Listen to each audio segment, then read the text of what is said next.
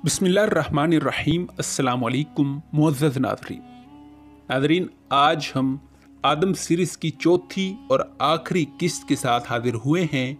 उम्मीद है कि आपको इस सीरीज़ की पिछली तमाम इक़्सात पसंद आई होंगी।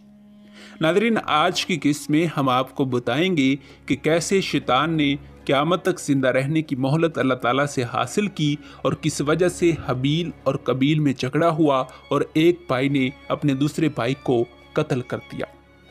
नाज़रीन, अल्लाह ताला कुरान पाक में फरमाता है कि हमने फरमाया कि तुम सब यहाँ जन्नत से उतर जाओ, जब तुम्हारे पास मेरी तरफ से हदायत पहुँचे तो इसकी पैरवी करना कि जिन्होंने मेरी हदायत की पैरवी की इनको कुछ खौफ ना होगा और ना वो गमज़दा होंगे।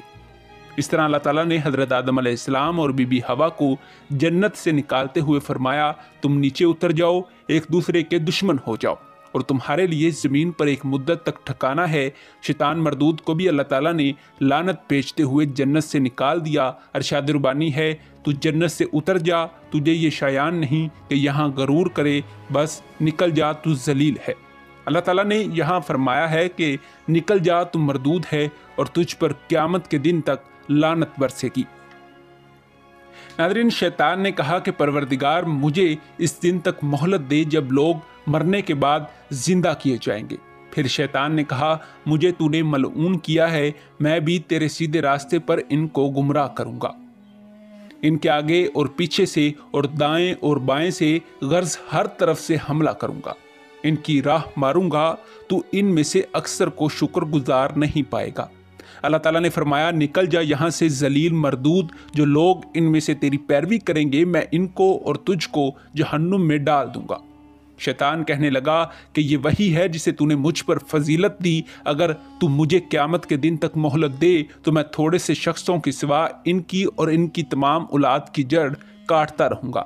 अल्लाह ताला ने फरमाया, यहाँ से चले जाओ, जो शख्स इनमें से तेरी पैरवी करेगा तो तुम सब की सज़ा जहन्नुम है और वो पूरी सज़ा है।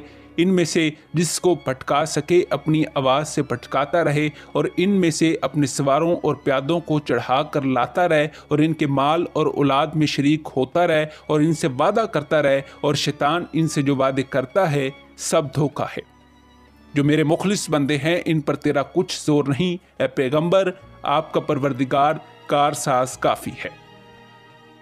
इसने कहा कि परवरदिगार, जैसा तूने मुझे रास्ते से अलग किया, मैं भी ज़मीन पर लोगों के लिए गुनाहों को आरास्ता करके दिखाऊंगा और सबको भड़काऊंगा। इनमें जो तेरे मुखलिस बंदे हैं इन पर काबू पाना मुश्किल है। अल्लाह ताला ने फरमाया कि मुझ तक पहुंचने का यही सीधा रास्ता है। जो मेरे मुखलिस बंदे, इन पर तुझे कुछ कुदरत हासिल नहीं कि इनको गुनाह में डाल सके। हाँ, मगर जो लोग जो तेरी पैरवी करेंगे और इन सब के रहने की जगह जहन्नुम है। इस रोज़ तक जिसका वक़्त मुकर्रर है, शैतान कहने लगा कि मुझे तेरी इज्जत की कसम, मैं इन सब को गुमराह करता रहूँगा। अल्लाह ताला ने फरमाया, सच है और मैं सच कहता हूँ कि मैं तुझसे और जो इनमें से तेरी पैरवी करेंगे सब से जहन्नुम को भर दूँगा। नाज़रीन, हज़रत अब्दुल्ला बिन अब्बास से मरवी है कि हज़रत आदम अलैहिस्सलाम हिंद में एक पहाड़ के मुकाम पर उतारे गए। इब्ने इसहाक कहते हैं कि आप हिंद की वादी भेल के करीब वाक़े वासिम नामी पहाड़ पर उतारे गए। हज़रत अली रज़ी अल्लाह तआला अन्हु फरमाते हैं कि आप मुल्क हिंद में उतारे गए इसलिए वहाँ के दरख्तों में जन्नत की खुशबू है। और हज़रत हवा जद्दा में उतारी गई। तारीख़ याकूबी के मुताबिक हज़रत आदम व हवा का हबूत जुबाले अर्ज़ में से जो पहाड़ जन्नत के नज़दीक तरीन था उस पर हुआ, और वो पहाड़ मुल्क हिंद में है। बास के नज़दीक इनका हबूत जबले अबी कबीस के गारुल मगारतुल कुनज़ में हुआ जो मक्का में है। लेकिन ये तमाम क्यास आराइयाँ हैं। अलबत्ता श्रीलंका में कोहे सरनदीप में एक बहुत बड़ा पाँव का निशान मौजूद है जिसे तमाम मज़ाहिब के पैरोकार मुक़द्दस समझते हैं। इसी निस्बत से इस मुकाम को आदम पीक्स कहा जाता है। नाज़रीन, हज़रत आदम अलैहिस्सलाम कुर्रे अर्ज़ पर एक अरसे तक दिन रात अपने गुनाहों की माफ़ी मांगते रहे, अल्लाह ताला से अपनी बख्शिश के लिए दुआ करते रहे। फिर अल्लाह ताला ने इनकी दुआ कबूल फरमाई और इन पर अल्लाह ताला की रहमतें लौट आईं। अरशाद रुबानी है, बोले, ए परवरदिगार, हमने अपनी जानों पर जुल्म किया और अगर तू हमारी मगफरत ना करेगा और हम पर रहम ना करेगा, यकीनन हम कसारा पाने वालों में से रह जाएंगे। फिर इसके परवरदिगार ने उसे बुरगज़ीदा बनाया और इस पर रहमतें लौट आईं। پھر آدم نے اپنے پروردگار سے کچھ کلمات سیکھے اور معافی مانگی، اور تو اس نے ان کا قصور معاف کر دیا۔ بے شک وہ معاف کرنے والا اور صاحب رحم ہے۔ پھر ان کے پروردگار نے ان کو نوازا تو ان پر مہربانی سے توجہ فرمائی اور سیدھی راہ بتائی۔ حضرت آدم علیہ السلام دنیا میں تشریف لائے اور انہی سے بنی آدم کا ظہور ہوا۔ ارشاد ربانی ہے، لوگوں اپنے پروردگار سے ڈرو جس نے تم کو ایک شخص سے پیدا کیا، اس سے اس کا جوڑا بنایا، پھر ان دونوں سے کثرت سے مرد و عورت پیدا کر کے روئے زمین پر پھیلا دیے۔ اور جب آپ کے پروردگار نے بنی آدم کو پشت سے ان کی اولاد نکالی تو ان سے خود انہی کے متعلق اقرار کرا لیا، یعنی ان سے پوچھا کہ کیا میں تمہارا پروردگار نہیں ہوں؟ وہ کہنے لگے، کیوں نہیں، ہم گواہ ہیں کہ تو ہمارا پروردگار ہے۔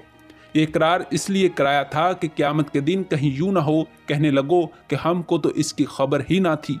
قرآن پاک کی سورۃ المائدہ میں حضرت آدم علیہ السلام کے 2 بیٹوں کا ذکر ہے، جبکہ بائبل میں 3 بیٹوں کا نام آتا ہے، قابیل، حابیل اور شیس علیہ السلام۔ روایات کے مطابق ہوا نے 2 بیٹے اور 2 بیٹی کو جنم دیا جن کے نام قابیل اور اکلیمہ رکھے گئے۔ دوسری بار پھر بیٹا اور بیٹی پیدا ہوئے جن کے نام حابیل اور علی نور یا غازہ رکھے گئے۔ جب یہ بچے سن بلوغت کو پہنچے تو اللہ تعالیٰ کی طرف سے حکم ہوا کہ پہلے بیٹے کی شادی دوسری بیٹی سے اور دوسرے بیٹے کی شادی پہلی بیٹی سے کر دو۔ تو قابیل نے اختلاف کیا، جس پر حضرت آدم علیہ السلام نے دونوں بیٹوں کو قربانی پیش کرنے کے لیے کہا، اور پھر قابیل نے حابیل کو قتل کر دیا جو دنیا میں سب سے پہلا قتل تھا جو عورت کے لیے کیا گیا۔ بائبل اور قرآن پاک سے یہ روایت ثابت نہیں ہوتی۔ بائبل میں لکھا ہے کہ قابیل کاشتکار تھے اور حابیل بھیڑ بکریاں پالتے تھے۔ قابیل اپنے کھیت میں سے خداوند کے لیے نذر لایا اور حابیل بھی اپنی خوبصورت پلی ہوئی بھیڑ لے آیا۔ خدا نے حابیل کی نظر قبول کر لی اور قابیل کی نظر کو قبول نہیں کیا، لہٰذا قابیل نہایت غصے میں آ گیا اور خدا نے اس سے کہا، تجھے غصہ کیوں آیا اور اپنا منہ کیوں بگاڑا؟ تو اچھا کرتا تو اچھا کیا قبول نہ ہوتا، اور اگر تو اچھا نہ کرے گا تو گناہ دروازے پر موجود ہے اور تیرا ارادہ رکھا ہے تو اس پر غالب آ۔ اور قابیل نے اپنے بھائی حابیل سے باتیں کی، اور جب وہ دونوں کھیت میں گئے تو یوں ہوا کہ قابیل نے اپنے بھائی حابیل پر ہاتھ اٹھایا اور اسے مار ڈالا۔ قرآن پاک میں ارشاد ربانی ہے کہ سنائیے ان کو احوال آدم کے بیٹوں کا، جب نظر مانی دونوں نے اور پھر قبول ہوئی ایک کی اور نہ قبول ہوئی دوسرے کی۔ اس پر دوسرا بولا، میں تجھ کو قتل کر کے ہی رہوں گا۔ پہلے نے کہا، اللہ تو متقیوں کا عمل قبول کرتا ہے، اگر ہاتھ مجھ پر اٹھائے گا اور مجھے قتل بھی کر ڈالے گا تب بھی میں تجھ پر ہاتھ نہیں اٹھاؤں گا، اس لیے کہ میں اللہ تعالیٰ سے ڈرتا ہوں۔ میری خواہش ہے کہ تو میرے قتل کا گناہ اور گزشتہ گناہ دونوں قبول کرے، پھر تو دوزکیوں میں شامل ہو جائے گا۔ یہی سزا ہے جرم کرنے والوں کی، غرض اس کے نفس نے اسے بھائی کے قتل پر اکسایا اور اس نے اسے مار ڈالا، جس سے وہ بہت بڑے نقصان اٹھانے والوں میں شامل ہو گیا۔ اس پر اللہ تعالیٰ نے ایک کوے کو بھیجا جو زمین کھودتا تھا تاکہ اسے دکھائے کہ وہ اپنے بھائی کی لاش کو کس طرح چھپائے۔ دیکھ کر بولا، ہائے میری کم بختی کہ میں اس سے بھی کم تر ہوں، کاش اس کوے کے ہی برابر ہوتا، اور بھائی کی لاش کو چھپا دیا۔ بعض روایات کے مطابق وہ اپنی بہنوں کو ساتھ لے کر یمن آ گیا اور حضرت آدم علیہ السلام کی وفات تک وہیں مقیم رہا۔ وہاں اس نے آتش پرستی کا آغاز کیا اور بالآخر ایک پتھر لگنے سے ہلاک ہو گیا۔ ناظرین، امام جعفر صادق رحمۃ اللہ علیہ سے روایت ہے کہ جب قابیل نے دیکھا کہ آگ نے حابیل کی قربانی قبول کر لی ہے تو ابلیس نے اس سے بڑھ کر کہا کہ حابیل چونکہ آگ کی پوجا کرتا تھا اس لیے اس کی قربانی قبول کر لی گئی۔ تو قابیل نے جواباً کہا کہ میں اس آگ کی تو پوجا نہیں کروں گا جس کی پوجا حابیل کیا کرتا تھا، بلکہ ایک دوسری آگ کی پوجا کروں گا اور اس سے قربانی پیش کروں گا، لہٰذا وہ پجاریوں میں شامل ہو گیا۔ بائبل کے مطابق قابیل عدن کے مشرق کی طرف کنود کے علاقے میں جا بسا اور اس کے ہاں ہنوک پیدا ہوا، اور اس نے ایک شہر بسایا جس کا نام اپنے بیٹے ہنوک پر رکھا۔ ہنوک سے اراد، اراد سے مہو یا ایل، مہو یا ایل سے متوسا ایل، اور متوسا ایل سے لمک پیدا ہوا، اور لمک 2 عورتیں بیاہ لایا، ان کا نام ادا اور دوسری کا نام زلا تھا۔ اور ادا کے ہاں جابل پیدا ہوا، وہ ان کا باپ تھا جو خیموں میں رہتے اور جانور پالتے تھے، اور اس کے بھائی کا نام یوبل تھا، وہ بین اور بانسری بجانے والوں کا باپ تھا۔ اور زلا کے ہاں بلقائن پیدا ہوا جو پیتل اور لوہے کے سب تیز ہتھیاروں کا بنانے والا تھا، اور نائمہ بلقائن کی بہن تھی۔ नादरीन, हज़रत आदम अलैहिस्सलाम दुनिया में पहले नबी की हैसियत से मबूस फरमाए गए। तिबरी की रिवायत के मुताबिक आप पर 21 सहीफ़े नाजिल हुए। इब्ने कतीबा के मुताबिक हज़रत आदम अलैहिस्सलाम लिखना पढ़ना जानते थे और आप पर 21 औराक की मुश्तमिल किताब नाजिल हुई।